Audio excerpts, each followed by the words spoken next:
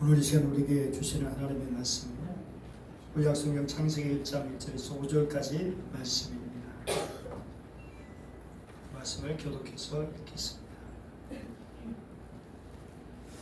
대체 하나님이 천지를 창조하시니라.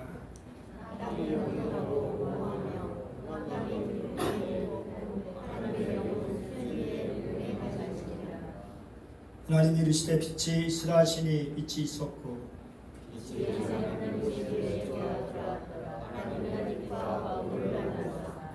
하나님이 빛을 낮이라 부르시고 어둠을 밤이라 부르시니라. 저녁이 되고 아침이 되니 이는 첫째 날이니라. 아멘.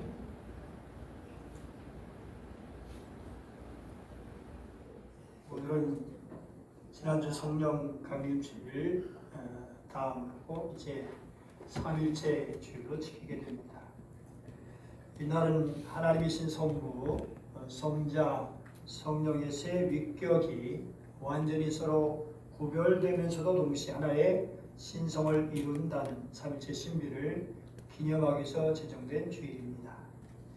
3일체라고 명시적으로 성경에 나온 구절은 없지만 3일체 하나님을 보여주는 성경 구절은 여러 곳에서 찾아볼 수 있는데요. 그 중에서 창세기 오늘 1장 전지창조 첫 순간에도 3일째 하나님의 성품과 동역이 고스란히 녹아 있습니다. 1절 언급되는 하나님은 히브리어로 복수 명사인 엘로힘으로 표현됩니다. 이것은 하나님의 무한한 위엄을 뜻하기도 하고요. 또 삼위로 계시는 하나님의 신비를 암시하는 첫 단서이기도 합니다.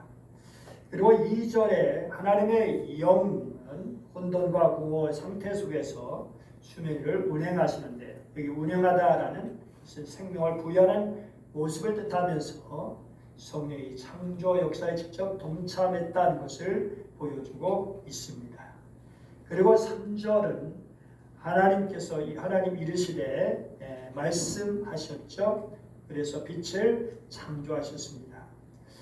그리고 요한복음 1장 1절 3절은 이 말씀이 바로 예수 그리스도이시며 그분 없이는 지은 것이 없다고 선언하고 있습니다. 그러니까 성자 예수님 역시 창조의 말씀으로 그 자리에 함께 계신 것입니다. 그러니까 이 삼위일체 하나님의 함께 천지 창조의 사역, 그리고 당연히 우리 구원에도 함께 하시는 것이죠. 오늘 3일째 주일의 이 본문을 묵상하는 이유는 하나님의 구원의 사역과 창조 사역에 분리되지 않기 때문입니다. 천지의 창조는 성부 혼자만의 사역이 아니라 세 위격의 완복한 사랑과 조화 속에 함께 이루어진 공동체적 사역입니다. 물론 하나님의 구원의 역사도 마찬가지입니다. 성경에 시작되는 창세기 1장 1절 하나님의 세상 천지를 창조하시니라. 다르게 말하면 태초에 하나님이 하늘과 땅을 창조하시니라 라고 하죠. 여러분 이 말씀을 들을 때 어떤 생각이 드십니까? 그래 뭐 이야기하는 얘기지, 의뢰하는 얘기지, 창세기 1장 1절 성경 시작할 때 당연히 있는 이야기지 라고 생각하십니까? 히브리 문서는 첫 구절이 대단히 중요한데요. 첫 구절이 더 구체적으로 말하면 하나님께서 하늘과 땅들을 창조하셨다라고 하는 말씀이죠. 이 말씀을 이렇게 묵상해 보면 굉장히 웅장한 말씀이죠. 이 세상과 이 세상 처음부터 끝까지를 포용하는 그런 하나님의 능력의 말씀이기도 하고요. 하늘을 창조하신 하나님, 그리고 이 땅을 창조하신 하나님, 그 속에 우리가 있다는 말씀입니다. 창세기 1장 1절 성경 66권을 다 축소해서 집어넣으면 다 들어갈 수 있는 그런 구절이라고 할 수 있습니다. 이 시간 우리가 탄 계수를 타고 과거로 여행을 한번 해보면 좋겠습니다. 그래서 창세기 1장 1절로 가보는 것이죠. 여러분 우리 모두 20년 전, 30년 전, 또 40년 전으로 돌아가 보면 어떻습니까? 그때 우리 이 땅에 존재하지 않은 그런 우리 친구들도 있죠. 30년 전이면 제가 30대 후반이고 우리 교회 개척 초기이고요. 또 50년 전을 넘어가면 제가 10대로 학교를 다니고 있었고 여기 나이 드신 어르신들 당연히 젊을 때입니다. 50년에 넘어가면 정말 우리가 특별히 100년으로 돌아간다면 어떨까요? 대한민국 정부가 수립되기도 이전이고 우리가 한국 전쟁도 없었습니다. 그때는 일제강점기죠. 그렇게 또 흘러가고 그러면 마지막에 무엇이 나올까? 하늘도 땅도 없었습니다. 그런데 거기 누가 계신가요? 바로 하나님께서 계십니다. 이렇게 보면 우리가 과거로 여행을 해보면 인간의 존재 근거가 무엇이냐 하는 걸 알 수 있는데 내가 누구냐? 우리 뿌리가 어디냐 하는 걸 알 수 있죠. 뭐 현재 내가 살고 있으니까 난 나다 라고 할 수 있죠. 근데 가진 것이 당연히 내 것이고 내가 누리는 것이 당연히 정말 이제 내 몫이고 그런데 과거로 돌아가면 여러분의 존재 근거가 뭐냐라는 것입니다.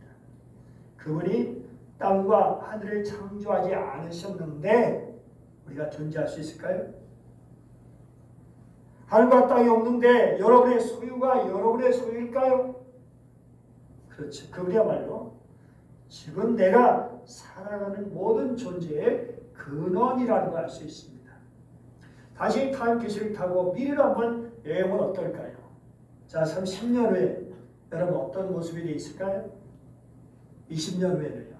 30년 후에 그리고 100년 후에 우리가 100년 전에도 여기 우리 한 사람도 존재하지 않았죠. 100년 후에 마찬가지죠.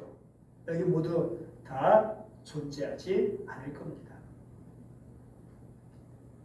우리가 미래로 가고 있는데 그러면 우리의 끝이 어딜까요? 죽음, 그리고 죽음을 넘어 천국. 그래서 하나님 앞에 서 있겠죠. 그러니까 우리 존재의 시작과 마지막에 하나님의 장중에 있고 그 안에 모든 인류가 다 드러나고 있는 것입니다. 자, 그러면 하나님은 과거로 볼 때 우리의 존재의 근거가 되시죠. 그리고 미래를 볼 때 하나님은 우리의 존재의 형태가 되십니다. 즉 하나님께서 우리를 어디로 인도하시냐에 따라서 여러분의 존재가 달라지는 거예요. 어떤 사람은 천국으로 인도받아서 영원히 주님과 함께 살아갈 것입니다. 현재 우리는 세월의 흐름에 따라서 늙고 공간에 갇히고 죄의 상처로 얼룩진 제한된 상태이지요. 그러나 미래에 우리는 생명, 우리의 인격이 하나님처럼 영원하고 썩지 않고 완전히 거룩한 상태에 이르게 되죠. 참으로 영광스러운 일이죠. 그런데 혹 어떤 분은 지옥에 들어가 영원한 고통을 겪지는 않을까요? 물론 여기 계신 분 한 분도 지옥에 가는 분이 없기를 간절히 바랍니다. 그러므로 우리는 하나님을 떠나서 어디로 갈 수 있겠습니까? 하나님 떠나서 이렇게 존재할 수 있겠어요? 하나님 없이는 존재할 수도 없고 아무도 할 수 없습니다. 이렇게 보면 우리는 그냥 어쩌다가 존재하는 것이 아니라 하나님이 계시기에 내가 있고요. 하나님께서 허락하시는 걸 내가 누리고 있는 겁니다. 그리고 하나님 나를 만들어가려 하시는 대로 나는 만들어져 가고 있는 그런 존재입니다. 하나님께서 언제 어떻게 창조하신지 모르지만 세상이 시작될 때 오직 하나님 한 분만이 천지를 창조하셨고 지금도 창조하고 계시고 앞으로도 창조 역사는 계속되고 있습니다.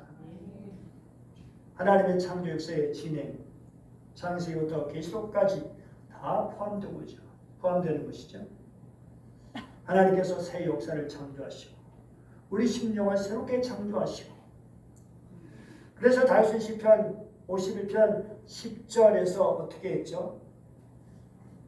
하나님 내 속에 깨끗한 마음을 새로 지어주시고 내 안에 정직한 영을 넣어 주십시오.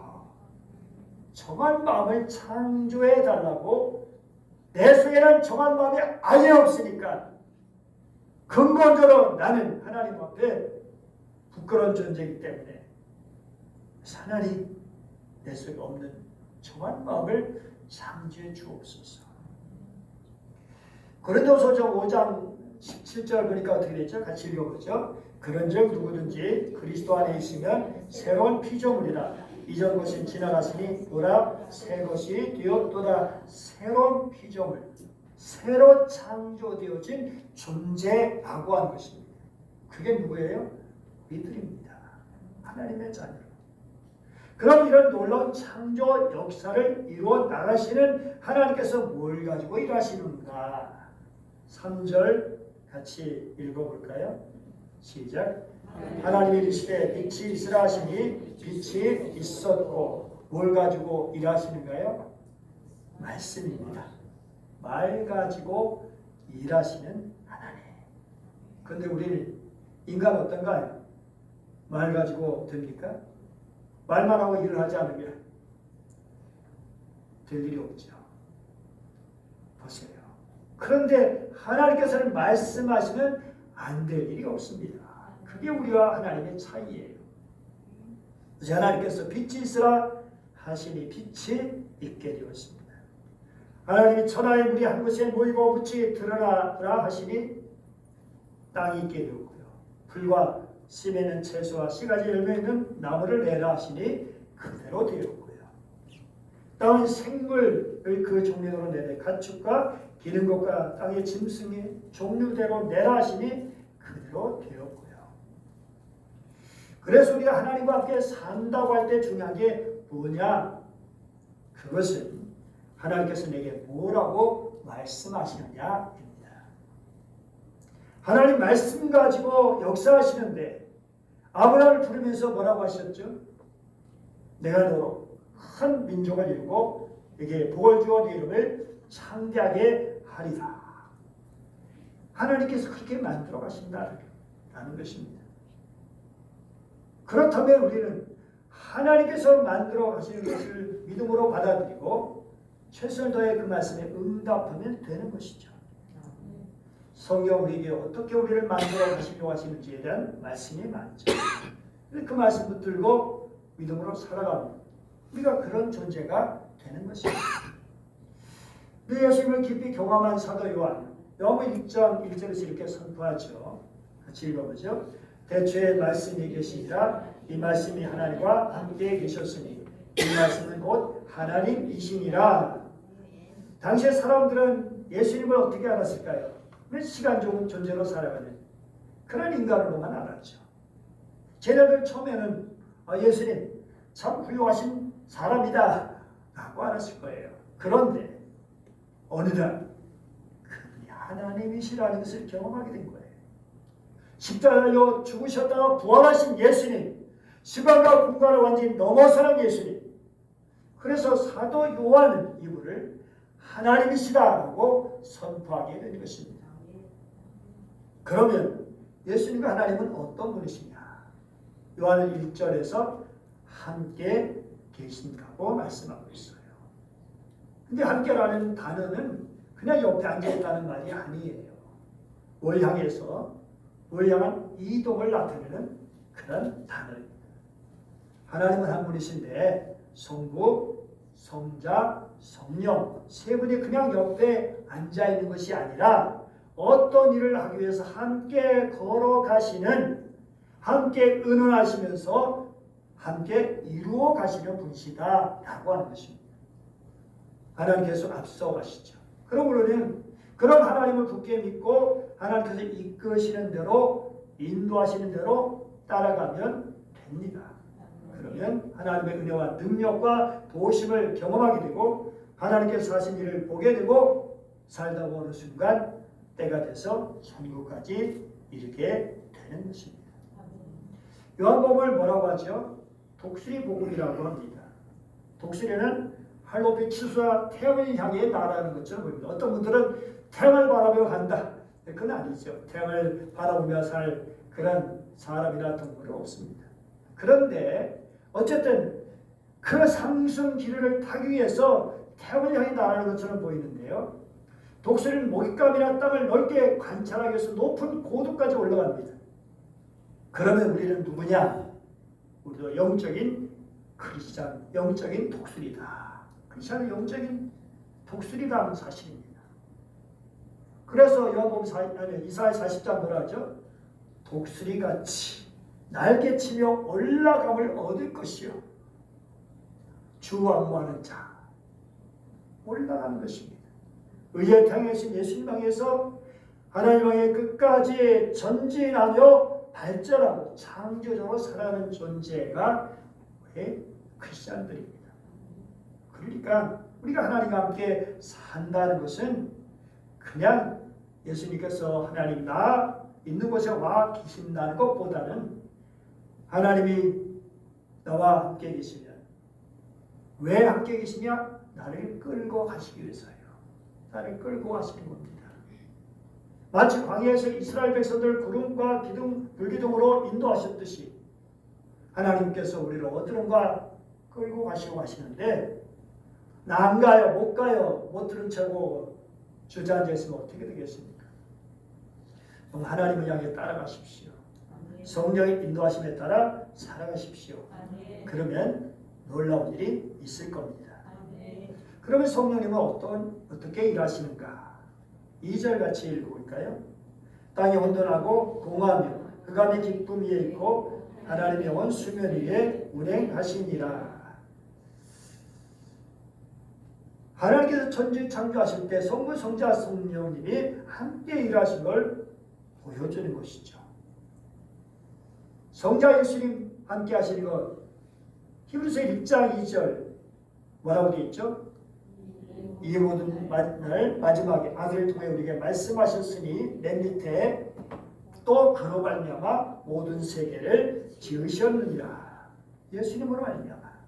골로새 1장 13절 어떻게 되어 있죠? 만물이 그에게서 창조되되 하늘과 땅에서 보이는 것들과 보이지 않는 것들 혹은 왕권들이나 주권들이나 통치자들이나 권세들이나 만물이 다 그로 말미암아 그를 위하여 창조되었고 또한 그가 만물보다 먼저 계시고 만물이 그 안에 함께 선느니라. 참 대단한 말씀이죠. 이렇게 구약 성경에 예수 그리스도가 천지를 창조하셨다는 직접적인 말씀이 없지만 오늘 골로새나 히브리서 말씀을 통해서 바로 성자 하나님이신 예수 그리스도는 창조 전에 계셨던 분이고 성부 하나님과 함께 창조 사역을 같이 하셨다고 증언하고 있습니다. 그리고 성령 하나님께서 또 그렇게 하셨다라고 말씀하고 있습니다. 여기 2절에 땅이 혼돈하고 공허함이 흑암이 깊음에 있을 때 이 땅, 여기서 땅은 지구를 말하죠. 지구의 최초의 지구 상태를 네 가지 특징으로 묘사하고 있는데 뭐죠? 혼돈, 공허, 흑암, 깊음입니다. 혼돈이라는 것은 그야말로 형태가 없는 거예요. 황폐함, 길을 잃어 무질서를 뜻하죠. 구체적인 모양이나 구조가 잡히지 않은 그야말로 틀이 없는 상태입니다. 공허는 텅 비어있다. 알맹이가 없고 쓸쓸한 상태를 말합니다. 그 어떤 생명체나 내용물도 채워지지 않는 그야말로 내용 없는 상태죠. 흑암은 그냥 물리적인 어둠뿐만 아니라 빛이 전혀 들어오지 않아서 분간할 수 없는 두려운 상태를 말하고 있죠.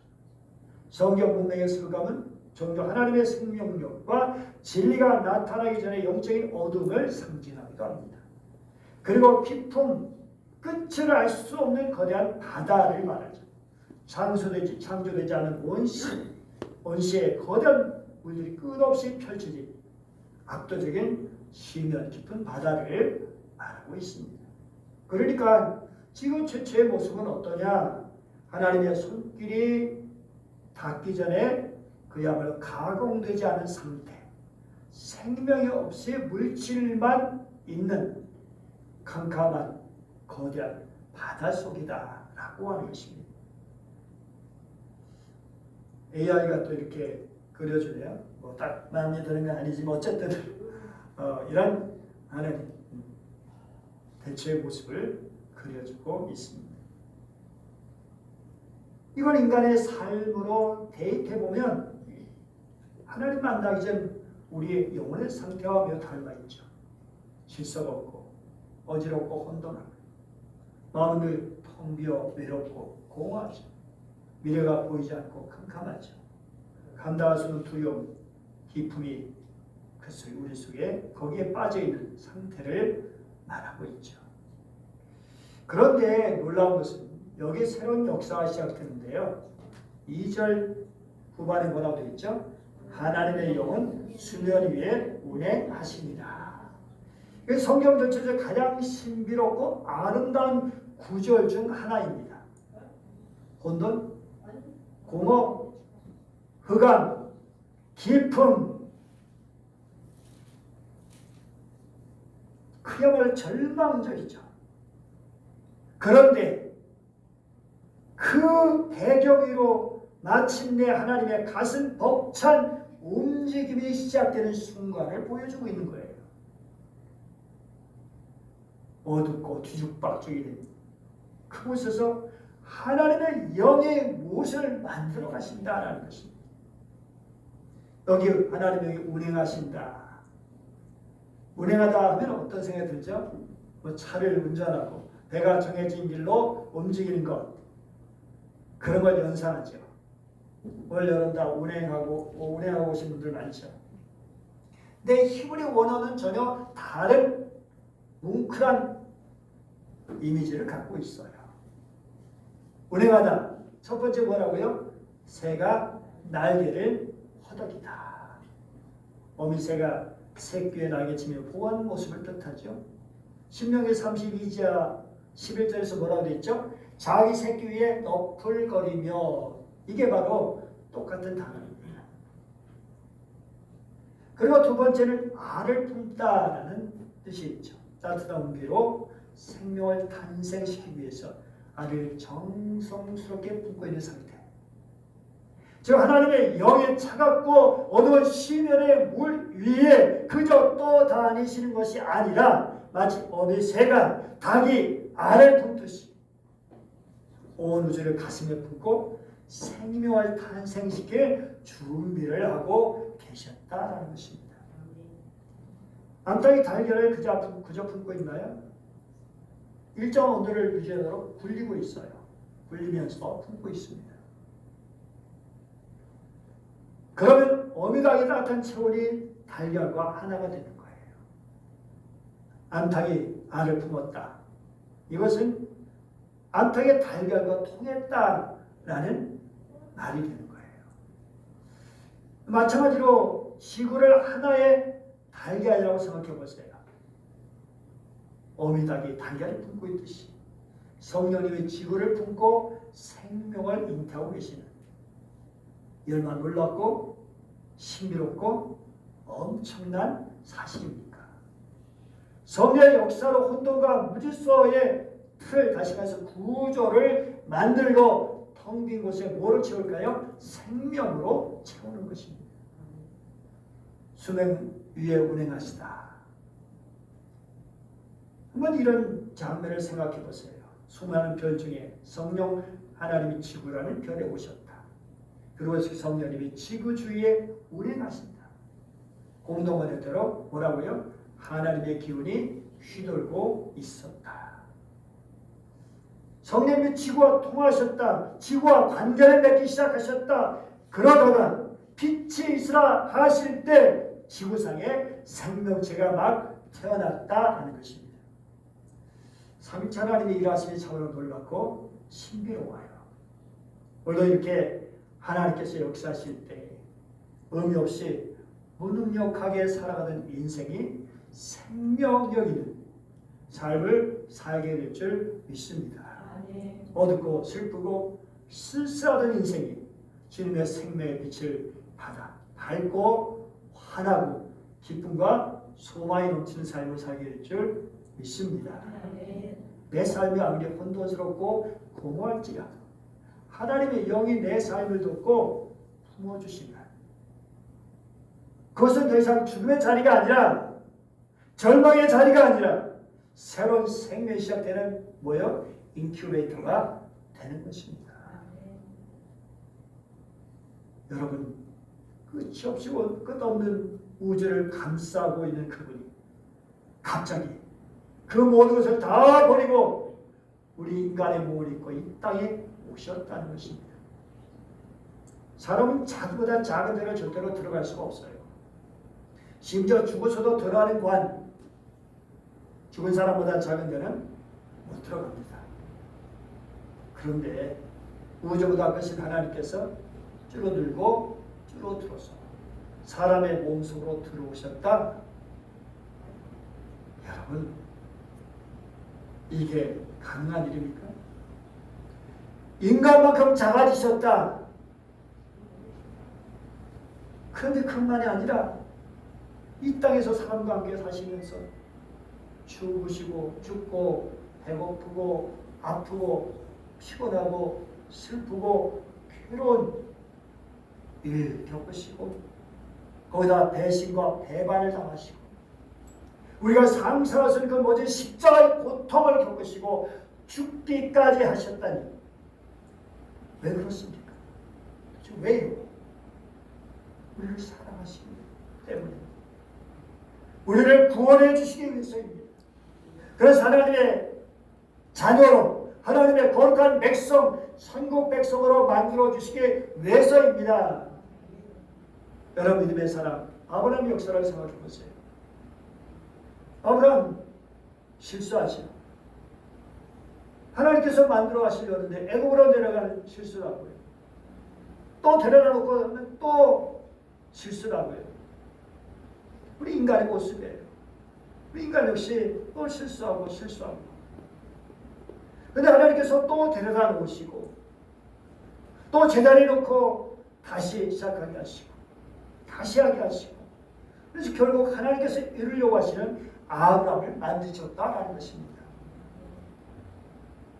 하나님께서 이스라엘 백성들에게 가나안 땅을 너에게 주겠다고 하셨죠.